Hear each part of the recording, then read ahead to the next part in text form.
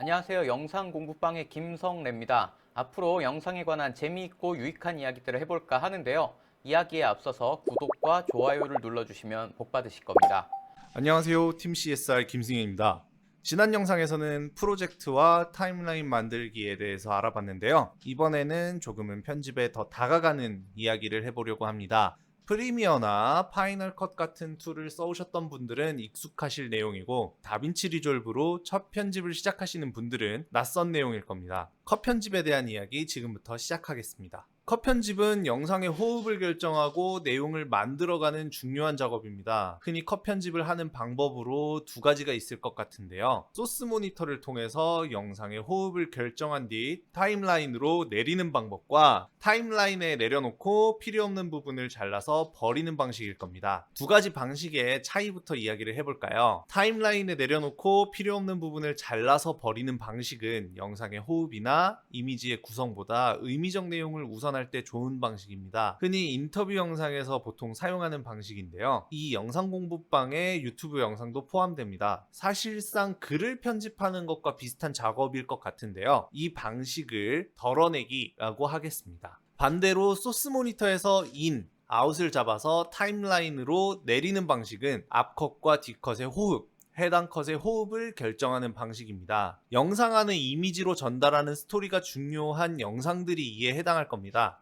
드라마타이즈나 영화 같은 영상들이겠죠. 이 방식으로 컷 편집을 진행하면 전체적인 스토리라인에서 각 컷들의 호흡과 그 컷들 간의 유기적인 연결을 만들어낼 수 있습니다. 이 방식을 붙여넣기라고 하겠습니다. 그럼 다빈치 리졸브에서 두 가지 방식으로 어떻게 작업하는지에 대한 이야기를 해보도록 할게요. 붙여넣기는 푸티지를 더블 클릭해서 소스 모니터에 이미지를 띄워줍니다. 이미지를 띄워주고 나서 원하는 부분과 길이만큼 인점과 아웃점을 잡아줘야겠죠. 단축키로는 인점은 I, 아웃점은 O로 잡아줄 수 있습니다. 찍다 보면 잘못 찍을 수 있잖아요. 잘못 찍은 인점과 아웃점은 Alt I, Alt O로 지울 수 있습니다. 이 클립에서 원하는 부분만큼의 인, 아웃을 선택해준 다음 타임라인으로 내려주는 것이 기본인데요. 내리는 방법이 여러 가지 있습니다. 일단 기본적으로는 드래그 앤 드랍이 있겠죠. 이미지를 클릭하고 끌어서 타임라인 원하는 곳에 내려주는 방법입니다. 또 클립의 비디오 혹은 오디오만 가져오고 싶을 경우에는 소스 모니터 하단에서 원하는 부분을 클릭, 드래그 앤 드랍을 해주시면 됩니다. 간단하고 쉽죠? 다만 저희가 처음에 붙여넣기라는 방식을 선택한 이유를 잘 살려주지는 못하는 방식일 것 같아요. 호흡을 만들고 컷 간의 연결성을 세밀하게 잡아가기에는 좀 거친 방식이라는 생각이 듭니다. 조금 더 섬세하고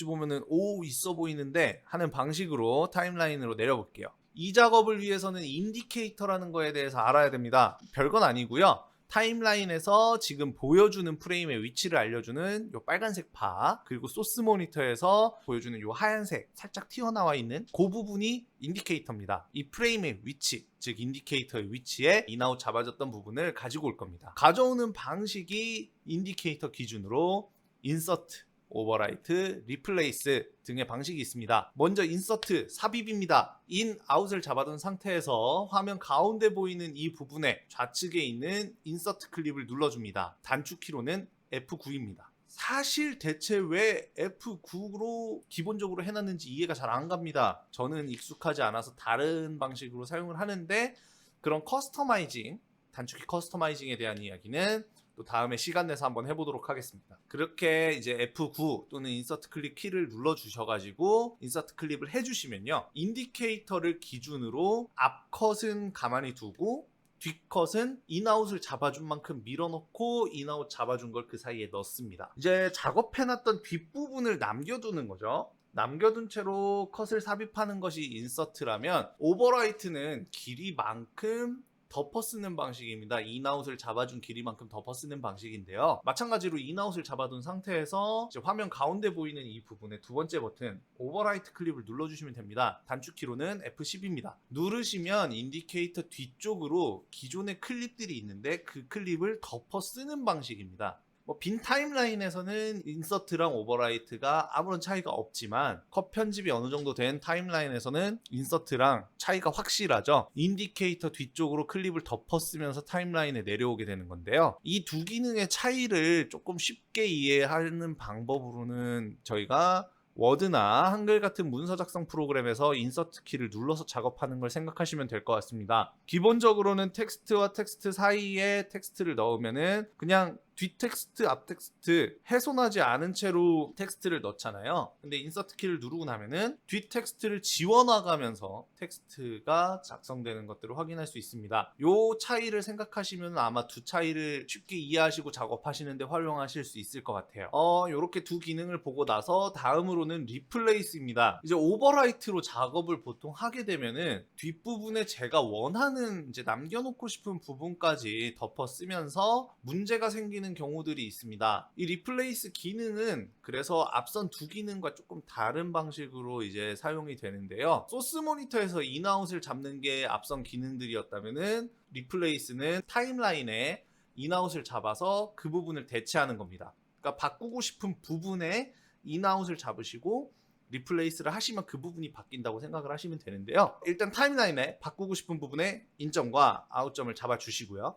타임라인에 바꾸고 싶은 프레임, 그 프레임에 인디케이터를 두고 바꿀 소스 프레임에 인디케이터를 두고 리플레이스를 누르면요. 인아웃 잡은 길이만큼 알아서 바꿔줍니다.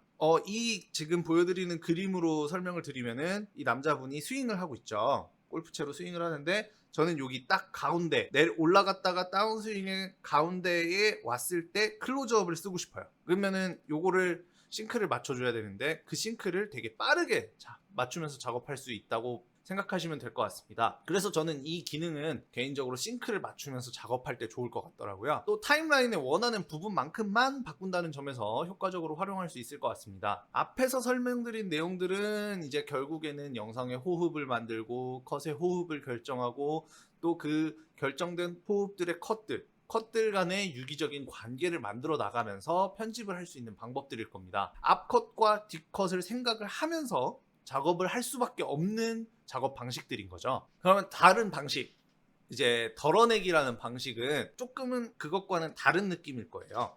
그래서 주로 저는 테이크가 길게 촬영되는 인터뷰 영상이나 앞서 말씀드린 이제 유튜브 영상을 편집할 때 사용을 합니다. 푸티지를 타임라인에 내려놓고 설명을 드릴게요. 푸티지를 타임라인에 올리면 전체 푸티지가 보이겠죠. 그래서 이 푸티지를 잘라서 덜어내는 방식에도 몇 가지가 있는데요. 이 덜어내는 방식에 대한 소개를 해드릴게요. 먼저 프리미어에서 면도칼 많이 쓰셨죠. 면도칼처럼 이제 블레이드 커서로 바꾸고 자르는 방식인데요. 블레이드 커서는 아까 보셨던 화면 중앙에 면도칼처럼 생긴 거 그거 눌러주시면 되고요. 단축키로는 알파벳 B입니다. 원하는 부분에 커서를 놓고 그냥 클릭하면 바로 잘립니다. 기본적으로는 이제 비디오, 오디오가 같이 잘리게 되고요. 비디오만 혹은 오디오만 자르고 싶으시면 화면 가운데에 연결고리처럼 된 부분이 있는데 그 부분에 클릭해서 링크 셀렉션을 해제하시고 자르시면 됩니다. 불필요한 만큼을 잘라냈으니까 그 부분을 이제 덜어내야겠죠. 덜어내는 방식으로 딜리트 셀렉트 기능과 리플 딜리트 두 가지 기능이 있는데요. 딜리트 셀렉트는 선택한 부분을 지웁니다. 오디오를 선택하든 비디오를 선택하든 또는 둘 다 선택하든 선택한 만큼을 지우고 그 공백을 남겨둡니다. 리플 딜리트의 경우는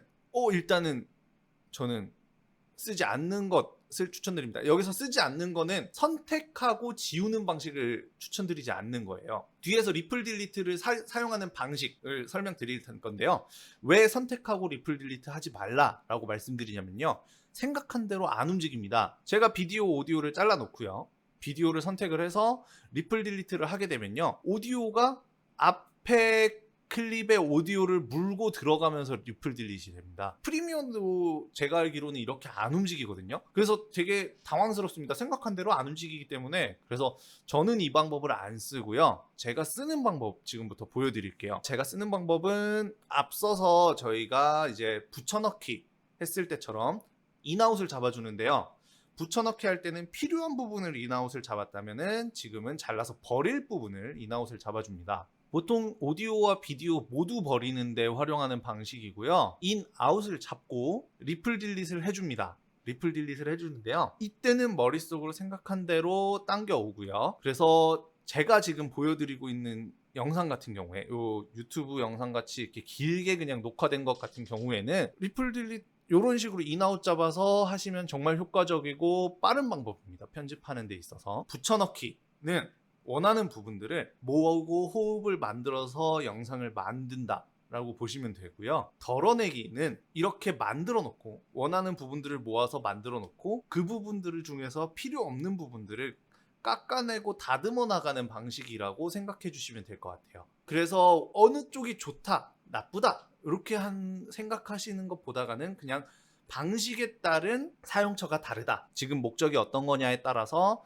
적절한 방법들 선택하셔서 작업하시면 될 것 같습니다. 오늘은 이렇게 컷 편집을 하는 방법에 대한 기본적인 부분에 대해 얘기 나눠봤는데요. 정말 기본적인 얘기입니다. 그러니까 앞으로 얘기할 편집 얘기들을 이어나가기 위해서 어쨌든 타임라인에 컷을 내려놓고서 이야기를 해야 되잖아요. 이제 그거를 위한 초석이라고 생각해 주시면 좋을 것 같고요. 다음에는 이렇게 내려놓은 영상들에 자막 넣는 방법, 다빈치에서 기본적인 자막 넣는 방법들에 대한 이야기 해보도록 하겠습니다. 감사합니다.